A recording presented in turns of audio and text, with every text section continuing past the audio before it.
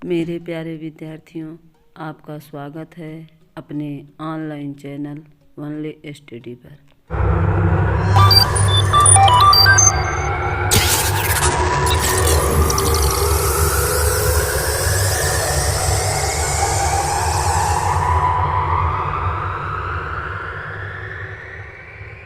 आज हम लोग कक्षा 10 के हिंदी विषय के प्रैक्टिस सेट तीसरे को हल करेंगे। आइए प्रारंभ करते हैं। पहला प्रश्न हमारा है, निम्नलिखित कथनों में से कोई एक कथन सही है, उसे पहचान कर लिखिए। कथन सत्य जो है हमारा, उसको हमको बताना है। पहला हमारा है, त्रिवेणी रामचंद्र शुक्ल का कहानी संग्रह है, तो ये हमारा गलत है। दूसरा हमारा है, इंद्रजाल जयशंकर प्रसाद का प्रसिद्ध उपन्यास है, ये भी गलत है। शिक्षा और संस्कृति डॉक्टर राजेंद्र प्रसाद की रचना है, ये हमारा सही है।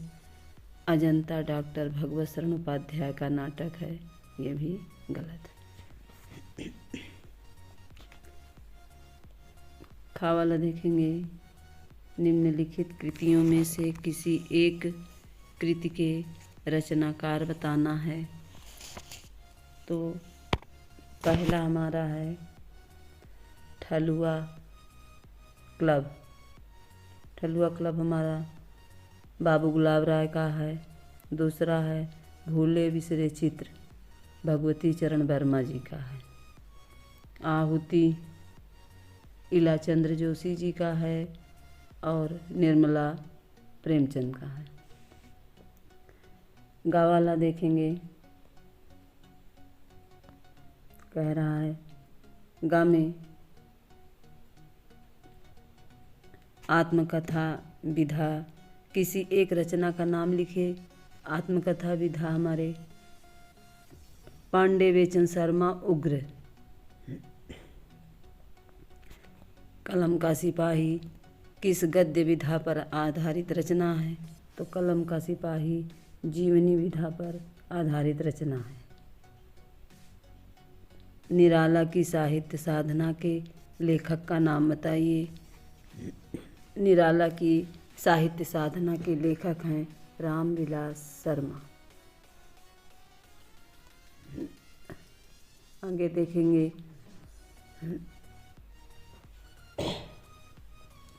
दूसरा है, कह रहे हैं, द्विवेदी युग के किसी एक कवि का नाम लिखिए। द्विवेदी युग के कवि में मैथिली शरण गुप्त जी हैं। खा वाला देखेंगे, भारतीय हिंदू युग की किन्हीं दो विशेषताओं का उल्लेख कीजिए। भारतीय हिंदू युग की विशेषता बतानी है हमको। भारतीय हिंदू युग की विशेषता है, नंबर 1 प्रकृति चित्रण, नंबर 2 देशभक्ति की प्रधानता। गा वाले में देखेंगे, प्रयोगवादी कविता की दो प्रमुख विशेषताएं लिखिए। तो प्रयोगवादी कविता की दो विशेषताएं हमारी हैं। पहला है निराशावाद व पलायन की प्रवृत्ति। दूसरा है बौद्धिकता की प्रधानता। अब हम देखेंगे, हमारा गद्यांश है, कह रहा है, निम्नलिखित गद्यांशों में से किसी एक गद्यांश के नीचे दिए गए प्रश्नों का उत्तर लिखना है। गद्यांश हमारा है, विश्वास पात्र मित्र से बड़ी भारी रक्षा रहती है। जिसे ऐसा मित्र मिल जाए उसे समझना चाहिए कि खजाना मिल गया है। विश्वास पात्र मित्र जीवन का एक औषधि है। हमें अपने मित्रों से यह आशा रखनी चाहिए कि वे उत्तम संकल्पों से हमें दृढ़ करेंगे, दोषों और त्रुटियों से हमें बचाएंगे, हमारे सत्य, पवित्रता और मर्यादा के प्रेम का पुष्ट करेंगे। जब हम कुमार्ग पर पैर रखेंगे तब वे हमें सचेत करेंगे।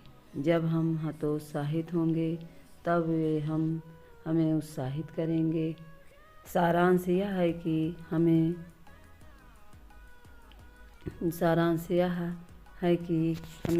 उत्तम प्रकार का जीवन निर्वाह करने में हर तरह से सहायता देंगे।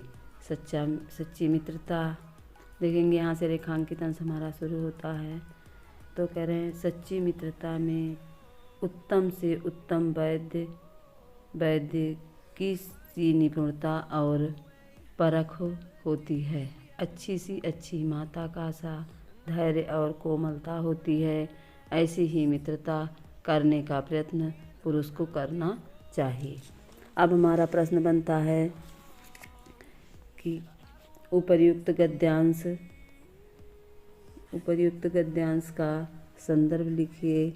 तो उपर्युक्त गद्यांश का संदर्भ हमारा होगा कि प्रस्तुत गद्यावतरण हमारी पाठ्य पुस्तक हिंदी के मित्रता नामक पाठ से लिया गया है, जिसके लेखक रामचंद्र शुक्ल जी हैं।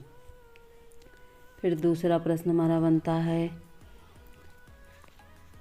कि गद्यांश के रेखांकित अंश की व्याख्या करनी है। तो गद्यांश के रेखांकित अंश की व्याख्या कह रहे हैं कि सच्ची मित्रता उत्तम जीवन निर्वाह में बहुत ही सहायक सिद्ध होती है। सच्चे मित्र की तुलना उत्तम वैद्य से किया जा सकता है। वैद्य अपने कार्य में कुशल और जानकार होता है। उसी तरह सच्चा मित्र अपने मित्र की अच्छाई और बुराइयों को परखकर कुशलतापूर्वक बुराइयों से मुक्त करने और अच्छी आदतों को बढ़ाने में सहयोग करता है। इतना ही नहीं, सच्चा मित्र अपनी माँ जैसा धैर्यवान होता है, व्यवहार में कोमल होता है। वह मित्र को कैसी भी परिस्थिति में दुखी नहीं देख सकता। प्रत्येक व्यक्ति को ऐसी ही मित्रता करने का प्रयास करना चाहिए। तीसरा प्रश्न है, हमें अपने मित्रों से क्या आशा रखनी चाहिए? तो हमें अपने मित्रों से आशा करनी चाहिए कि वे हमारे दोषों त्रुटियों से हमें सतर्क करें और बचाएं, हमें सत्य और मर्यादा के भाव से पुष्ट करें, सदैव कुमार्ग के प्रति सचेत करें और कर्मशील बनने में उत्साहित करें। आगे देखेंगे। अगला प्रश्न हमारा है, चौथा देखेंगे। निम्नलिखित पद्यांशों में से किसी एक पद्यांश का संदर्भ सहित व्याख्या कीजिए। तो का वाला देखेंगे। पद्यांश है हमारा, ऊधो मोहि ब्रज बिसरत नाही। ये उस समय की बात है जब श्री कृष्ण जी कंस का वध करने के लिए मथुरा गए थे और वहाँ उन्होंने कंस का वध किया और उनका वध करके वहीं रुकना पड़ा उन्हें। तो एक दिन वो बैठे थे और उद्धव से, अपने मित्र उद्धव से कह रहे हैं कि हे उद्धव, मुझसे ब्रज नहीं भूल रहा है। मैं किसी भी परिस्थिति में ब्रज को भूल नहीं पा रहा हूँ। आगे कहते हैं, वृंदावन गोकुल वन उपवन संघन कुंज की छाही। आगे कहते हैं श्री कृष्ण जी, हे उद्धव, मैं ना तो उस वृंदावन को भूल पा रहा हूँ, ना उस गोकुल के बाग बगीचे को भूल पा रहा हूँ और ना ही उन पेड़ पौधों की सघन छाया को भूल पा रहा हूँ। प्रातः समय माता यशोमती अरुनंद देखी सुख पावत। और जब सुबह होती थी तो जब मैं सोकर उठता था तो माता यशोदा और नंद जी को देखकर मुझे बहुत प्रसन्नता होती थी। माखन रोटी दही सजायों अति हित साथ खवावत। और मेरी माँ यशोदा मुझे सुबह माखन रोटी देती थी और माखन रोटी देकर अत्यंत प्रेम के साथ मुझको खिलाती थी। आगे, गोपी ग्वाल वाल संग खेलत सब दिन हंसत सिरात। और मैं गोपी ग्वाल वाल के बालकों के साथ दिन भर खेलता था। इस प्रकार से सिरात माने व्यतीत करना, इस प्रकार से हमारा रात और हमारा दिन बीत जाता था। सूर्यदास धनी धनी ब्रजवासी जिनसो हित जदुतात, जदुतात माने श्री कृष्ण, जदुतात माने श्री कृष्ण होता है। सूरदास जी कहते हैं ऐसे गोकुलवासी धन्य हैं जिससे भगवान श्री कृष्ण इतना स्नेह करते हैं। काव्य सौंदर्य देखेंगे। काव्य सौंदर्य है, पहला पॉइंट हमारा बनेगा, इसमें श्री कृष्ण का मातृभूमि ब्रज के प्रति अनुराग का वर्णन है। दूसरा है ब्रज बिसरत वन उपवन सघन, गोपी ग्वाल में अनुप्रास अलंकार है। आगे अगला क्वेश्चन पांचवा हमारा है, निम्नलिखित लेखकों में से किसी एक लेखक का जीवन परिचय दीजिए। तो रामचंद्र शुक्ल जी हैं, जयशंकर प्रसाद हैं, भगवती शरण वर्मा उपाध्याय जी हैं, भगवती शरण उपाध्याय जी हैं। तो इनका जीवन परिचय का PDF हमारे टेलीग्राम पर मिल जाएगा आपको। दूसरा है निम्नलिखित कवियों में से किसी एक का जीवन परिचय दीजिए और उनकी एक रचना कीजिए। तुलसीदास जी हैं, मैथिली शरण गुप्त जी, सुमित्रानंद पंत, इनका भी PDF हमारे टेलीग्राम चैनल पर आपको मिल जाएगा। आगे अगला प्रश्न हमारा है, निम्नलिखित संस्कृत गद्यांश का संदर्भ लिखना है। तो निम्नलिखित संस्कृत गद्यांश का कह रहे हैं संस्कृत गद्यांश का हिंदी में अनुवाद करना है। तो प्रश्न हमारा देखेंगे, इयं नगरी विविधधर्माणां संगम स्थली, महात्मा बुद्धा तीर्थकरा पार्थ नाथा शंकराचार्य कबीरा गोस्वामी तुलसीदासा अन्य च बहवा महात्मना अत्रागत्वा स्वीयान् विचार्यान् प्रसारयन्। संदर्भ देखिए, संदर्भ इसका है, प्रस्तुत संस्कृत गद्यावतरण हमारी पाठ्य पुस्तक संस्कृत परिचायिका के अंतर्गत संगृहीत वाराणसी नामक पाठ से अवतरित किया गया है। हिंदी में अनुवाद इसका देखेंगे, इयं नगरी विविध धर्माणाम संगम स्थली, यह नगरी अनेक धर्मों के मिलन का स्थान है। महात्मा बुद्ध तीर्थकर पार्श्वनाथ, शंकराचार्य, कबीर, गोस्वामी तुलसीदास तथा अन्य बहुत से महात्माओं ने यहाँ आकर अपने विचारों को फैलाया। न केवलम दर्शन साहित्य धर्मे अपितु कला क्षेत्रे अपि इयं नगरी विविधानां कलानां शिल्पानाश्च कृते लोके विसूता। न केवल दर्शन साहित्य और धर्म में ही नहीं बल्कि कला के क्षेत्र में भी यह नगरी अनेक कलाओं और शिल्पों के लिए लोक में प्रसिद्ध है। आगे देखेंगे, अत्रत्या कौशट साटिकाः देशे देशे सर्वत्र स्पृहन्ते। यहाँ की बनी हुई रेशमी साड़ियाँ देश विदेश में सब जगह चाही जाती हैं। आगे देखेंगे, हाँ, अपनी पाठ्य पुस्तक से कंठस्थ कोई एक श्लोक लिखे जो इस प्रश्न पत्र में नहीं आया है। तो हमको अपने पाठ्यक्रम से एक श्लोक लिखना है। तो मेरे प्यारे छात्रों, आप एक श्लोक कंठस्थ करके आप अपने उत्तर पुस्तिका में लिखेंगे। आगे खा वाला देखेंगे, निम्नलिखित प्रश्नों में से किन्हीं दो प्रश्नों के उत्तर संस्कृत में दीजिए। तो संस्कृत में उत्तर देना है। पहला हमारा है, वाराणसी नगरी कस्य कूले स्थिता।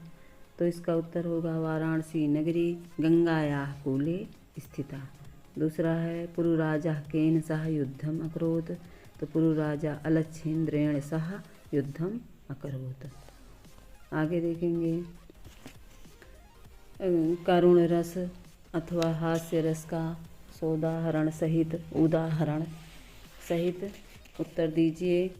तो इसमें से एक ही हमको बताना है, इसमें से हमको एक ही बताना है। तो हम अपना करुण रस अथवा हास्य रस का उदाहरण दें। तो दूसरे वाले प्रैक्टिस सेट में हमने आपको करुण रस बताया था। अब हास्य रस देखिए, इसमें बताना है। दो ही हमारा इसमें दो ही पढ़ना है हमको रस। तो चाहे हमको हास्य बताना हो, चाहे हास्य और चाहे करुण बताना हो। तो पहले वाले में हमने आपको करुण रस बताया था। अब देखिए हास्य रस। हास्य रस का अस्थाई भाव हास्य होता है। परिभाषा है काव्य के पढ़ने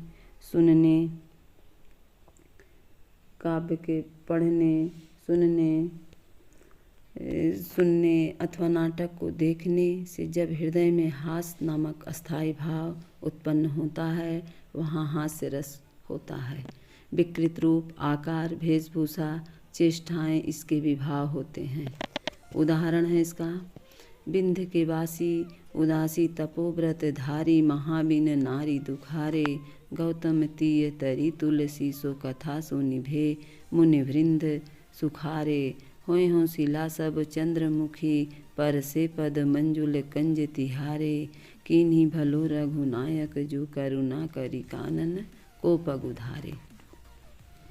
आगे अगला हमारा क्वेश्चन बनेगा उपमा अथवा उत्प्रेक्षा अलंकार की परिभाषा उदाहरण सहित देना है। तो उपमा और उत्प्रेक्षा अलंकार तो देखेंगे। इसमें हमारा उपमा उत्प्रेक्षा अलंकार हम देखेंगे।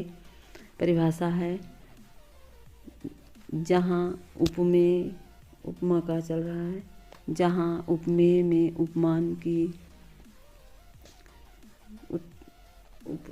उपमा हमने बताया था आपको दूसरे प्रैक्टिस सेट में। अब उत्प्रेक्षा अलंकार। उत्प्रेक्षा अलंकार में देखेंगे जहाँ उपमेय में उपमान की संभावना की जाए वहाँ उत्प्रेक्षा अलंकार होता है। मनु, मानो, जनु, जानो, मनहु, जनहु आदि उत्प्रेक्षा के वाचक शब्द हैं। अब इसका उदाहरण हम देखेंगे। सोहत ओढ़े पीत पटु श्याम सलोने घात मनहु नीलमणि शैल पर आपत पर्यो प्रभात। तो इसमें देखोगे आप मनो आया हुआ है, तो इसलिए इसका ये यहाँ पर उत्प्रेक्षा अलंकार होता है। आगे देखेंगे हमारा सोठा अथवा रोला छंद का उदाहरण हमको देना है। इसकी परिभाषा बताते हुए उदाहरण बताना है हमको। तो रोला देखेंगे, रोला छंद पर प्रकाश डालेंगे। यह सममात्रिक छंद है। इसमें 4 चरण होते हैं और प्रत्येक चरण में 24 मात्राएं होती हैं। 11 और 13 मात्राओं पर यति होती है। उदाहरण देखेंगे। को पापी पंच तत्व प्राप्त सुनी जग मन धावत बनि बनि बावन वीर बढ़त चौचंद मचावत पय तकी लोथ तिफ गा के तट लावत नय दोय 11 होत 3 5 ही बिसरावत। इसमें देखेंगे आप मात्रा लगाएंगे। इसके प्रत्येक चरण में 24 मात्राएं आ रही हैं और 11 13 पर यति हैं। अतः यह छंद रोला है। आगे हमारा 9वां क्वेश्चन बनेगा। निम्नलिखित उपसर्गों में से किन्हीं 3 के मेल से एक एक शब्द बताना है। तो आ देखेंगे। आ है, आ का अबोध, अधिका अधिकार। खा वाला देखेंगे। निम्नलिखित में से किन्हीं 2 प्रत्ययों का प्रयोग करके एक एक शब्द बनाइए। वाह कह रहा है दिखावा, वट लिखावट। गा वाला देखेंगे। निम्नलिखित में से किन्हीं 2 के समास विग्रह कीजिए। केवल समास विग्रह हमको बताना है, नाम नहीं पूछ रहा है तो नाम नहीं बताना है। माता पिता, माता और पिता। फिर कह रहा है त्रिनेत्र, त्रिनेत्र तीन नेत्र वाले, यह तीन नेत्रों का समूह। त्रिनेत्र दीर्घ समास इसमें होगा। समास का नाम पूछे तभी समास बताना है हमको, नहीं पूछे तो नहीं। तीन नेत्रों का समूह। खा वाला देखेंगे, निम्नलिखित शब्दों के तत्सम रूप लिखिए। तो तत्सम रूप लिखना है हमको, दो तत्सम रूप बताना है। कान का कर्ण हो गया और महुआ, महुआ का मधुक। अंगा वाला देखेंगे, निम्नलिखित में से किन्हीं दो के पर्यायवाची शब्द बताना है आपको। तो चंद्रमा, चंद्रमा का होगा सुधांशु, इंदु, दिवाकर भी होगा। कामदेव, कामदेव का होगा मनोज, मदन। 10वां हमारा, निम्नलिखित में से किन्हीं दो का संधि विच्छेद कीजिए और संधि का नाम भी बताइए। तो संधि विच्छेद करना है हमको। 10वां पॉइंट हमारा है इति धन आदि बराबर इत्यादि। यहाँ पर क्या है, यण संधि। दूसरा हमारा देखेंगे प्रतिधन उत्तरम, तो प्रत्युत्तरम होगा, यण संधि इसमें भी होगा। खा वाला, निम्नलिखित शब्दों में पंचमी विभक्ति बहुवचन का रूप लिखना है। तो पंचमी विभक्ति बताना है किसका, फल अथवा मति का, नदी अथवा फल अथवा मति का। तो फल का होगा फलेभ्यः, एक ही बताना हमको। दूसरा देखें नदी अथवा मधु, नदी अथवा मधु, तो नदी का नदीभ्यः। गा वाला, निम्नलिखित में से किसी एक के धातु लकार पुरुष तथा वचन का उल्लेख कीजिए। तो हमको इसमें बताना है अपठत, शब्द हमारा है अपठत। तो अपठत पठ धातु लंग लकार मध्यम पुरुष द्विवचन। फिर अपठत, फिर कह रहा है पठ धातु लंग लकार मध्यम पुरुष बहुवचन। घा वाला देखेंगे, घा वाले में कह रहे हैं निम्नलिखित में से किन्हीं दो वाक्यों का संस्कृत में अनुवाद कीजिए। तो अनुवाद हमको बताना है। पहला है हम दोनों घर जा रहे हैं, हम दोनों घर जा रहे हैं, आवाम पठावा, उसे जाना चाहिए, सह पठेत। आगे 11वां क्वेश्चन है, निम्नलिखित में से किसी एक विषय पर निबंध लिखे। तो पहला हमारा है विद्यार्थी जीवन में अनुशासन का महत्व, देशाटन से लाभ, बेटी बचाओ बेटी पढ़ाओ, विज्ञान से लाभ और हानि। तो निबंध का PDF हमारे टेलीग्राम चैनल पर उपलब्ध है, आप लोग वहाँ देख लीजिएगा। फिर 12वां क्वेश्चन हमारा खंड काव्य है जो जिला वाइज है, ये भी हमारे टेलीग्राम चैनल पर आपको मिल जाएगा, PDF इसका मिल जाएगा। तो मेरे प्यारे विद्यार्थियों, इस प्रकार से हमारा तीसरा प्रैक्टिस सेट भी आज यहाँ पर समाप्त होता है। आप लोग मन लगाकर पढ़ाई कीजिए और प्रैक्टिस सेट को बार बार इसको हल कीजिए। और हमारा वीडियो आपको कैसा लगा कमेंट करके ज़रूर बताइए। धन्यवाद।